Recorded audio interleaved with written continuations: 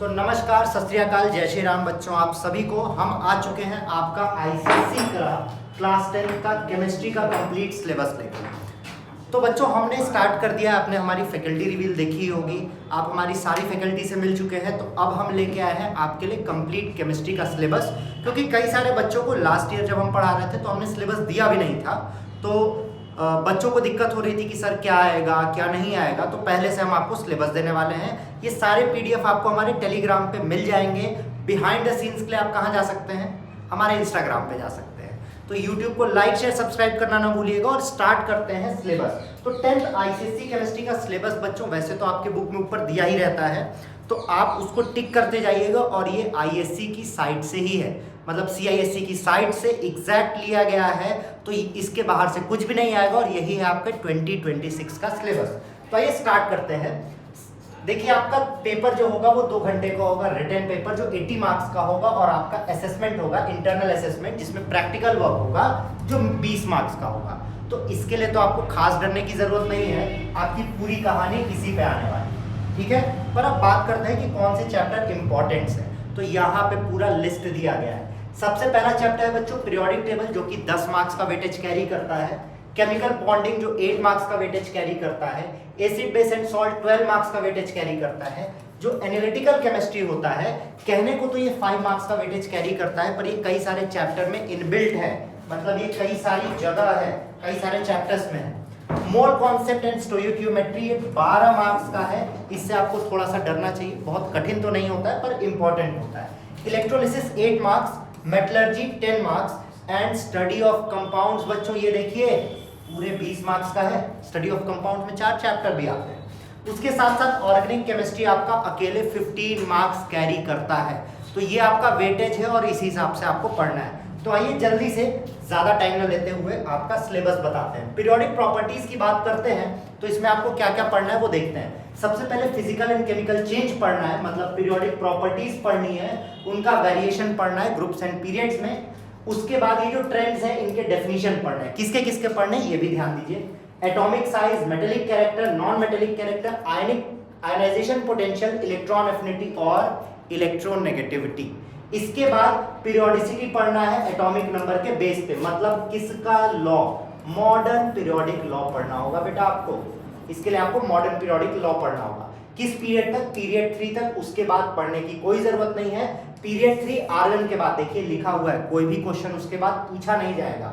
और बाकी जो भी प्रॉपर्टीज जो न्यूक्लियर चार्ज और शेल्स नॉट ऑर्बिटल्स के बेसिस पे एक्सप्लेन की जा सकती है। इसके बाद अगर हम बात करते हैं, इसके बाद आता है केमिकल बॉन्डिंग। इसमें आपको इलेक्ट्रोवैलेंट, कोवैलेंट, कोऑर्डिनेट बॉन्डिंग और बाकी कंपाउंड्स के डॉट स्ट्रक्चर पढ़ने हैं। देखिए क्या क्या पढ़ना है। इलेक्ट्रॉन डॉट स्ट्रक्चर सबसे पहला आता है, इलेक्ट्रोवैलेंट बॉन्डिंग। उसमें डॉट स्ट्रक्चर पढ़ना है, किसका किसका पढ़ना है ये भी फिक्स है, मतलब क्वेश्चन इतने से आएगा।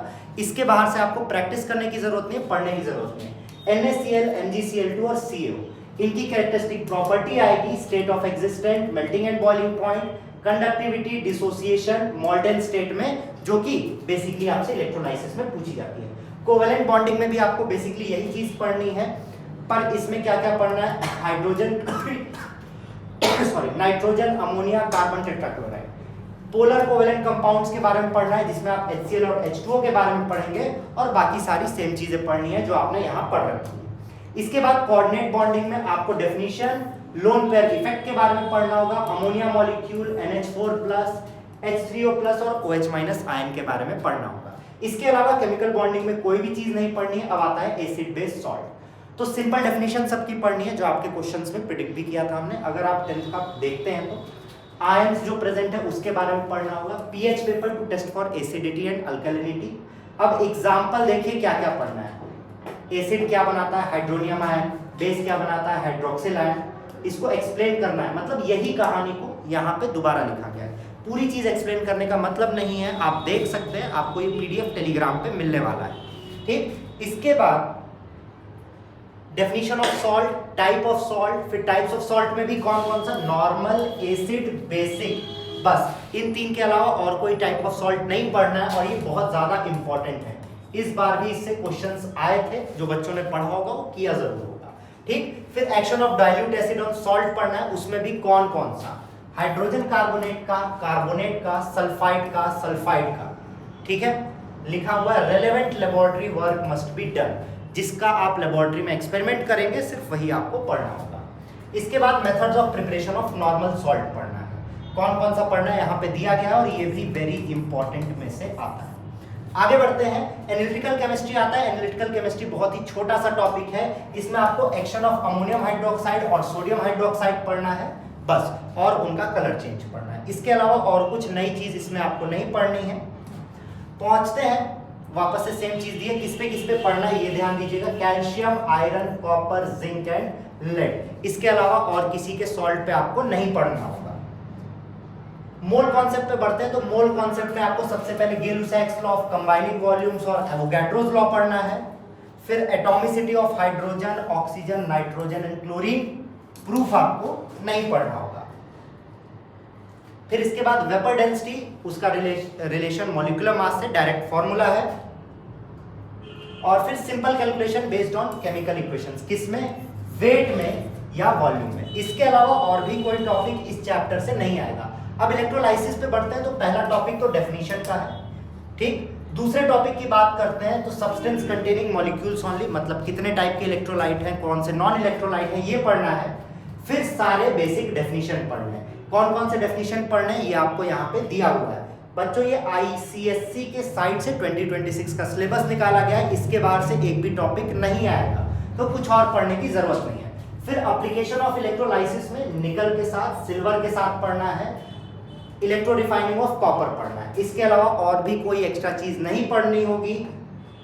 मेटलर्जी में बात करते हैं तो occurrence of metal in nature, stages involve in extraction of metals, फिर कन्वर्जन, मतलब ये तो प्रोसेस में ही आ जाएगा, इसको अलग से बताने की जरूरत नहीं है। ये देखिए एक अलग से टॉपिक लिखा है, एक्सट्रैक्शन ऑफ एल्युमिनियम, इसका मतलब ये इंपॉर्टेंट है। तो जो ये टॉपिक्स दिखा रहे हैं बच्चों 1 2 3 करके, यही आपके लिए सबसे ज्यादा इंपॉर्टेंट होंगे। इनके अंदर के ही सारे टॉपिक्स आपको पढ़ने होंगे, ठीक है। फिर स्टडी ऑफ कंपाउंड्स में पहले HCl के बारे में पढ़ना है, जो 20 मार्क्स का आएगा। HCl के बारे में कौन कौन से टॉपिक्स पढ़ने, वो सब टॉपिक्स सारे यहाँ पे दिए हुए हैं, एक्सपेरिमेंट्स दिए हुए हैं सारे। HCl के बाद आपको अमोनिया पढ़ना है बेटा, HCl के बाद आपको अमोनिया पढ़ना होगा। देखिए अमोनिया दिया हुआ है। अमोनिया के बाद कहाँ चला गया, ये पूरा अमोनिया है, सॉरी। फिर आता है आपका नाइट्रिक एसिड, तीसरा टॉपिक। फिर आपको नाइट्रिक एसिड के पूरे टॉपिक्स पढ़ने हैं मैन्युफैक्चर के साथ। फिर सल्फ्यूरिक एसिड, ये 4 प्रिपरेशन ऑफ एसिड्स में आते हैं। फिर आपका आता है ऑर्गेनिक केमिस्ट्री, तो पहले इंट्रोडक्शन ऑफ ऑर्गेनिक कंपाउंड आएगा। फिर उसके बाद स्ट्रक्चर एंड आइसोमेरिज्म आएगा, मतलब IUPAC। होमोलोगस सीरीज के बारे में पढ़ना है। सिंपल नॉमेनक्लेचर पढ़ना है। नॉमेनक्लेचर बच्चों कई सारे स्कूल्स में टीचर्स जो होते हैं बहुत एक्स्ट्रा पढ़ा देते हैं, पर आपको नॉमेनक्लेचर में देख लीजिए क्या पढ़ना है। With simple functional group, double bond, triple bond, alcoholic, aldehydic, carboxylic. इसके अलावा कोई एक्स्ट्रा नहीं पढ़ना है, बोर्ड में नहीं आएगा। कई बार क्या होता है स्कूल में टीचर्स 12th का 11th का IUPAC पढ़ा देते हैं, बच्चे परेशान हो जाते हैं, तो ऐसा कुछ पढ़ने की जरूरत नहीं है। क्या कह रहा है, and smallest number for functional group rules. Hydrocarbon में अल्केन, अल्किन, अल्काइन, उसके बारे में कितना पढ़ना है यहाँ पे दिया हुआ है। और यहाँ पे हमने लिखा हुआ है कि कौन कौन से इक्वेशंस पढ़ने हैं। इसके अलावा कुछ भी आपके कोर्स में नहीं है, तो अगर आपके पास पुरानी बुक है, भैया दीदी की बुक है, तो ये सब टिक कर लीजिएगा। इसके अलावा एल्कोहल पढ़ना है, एल्कोहल में कितने रिएक्शंस है वो दिया है।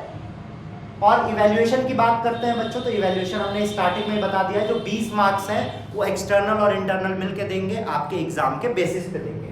तो यहाँ पे पूरी कहानी हमने बता दी है बच्चों, किस चीज की, आपका पूरा सिलेबस हमने बता दिया है। आपका पूरा 10th ICSE का केमिस्ट्री का सिलेबस यही है, तो आप इसे पूरा देख सकते हैं। टेलीग्राम पे आपको लिंक मिल जाएगा। मिलते हैं आपसे अगले वीडियो में, तब तक के लिए जय श्री राम, बाय बाय।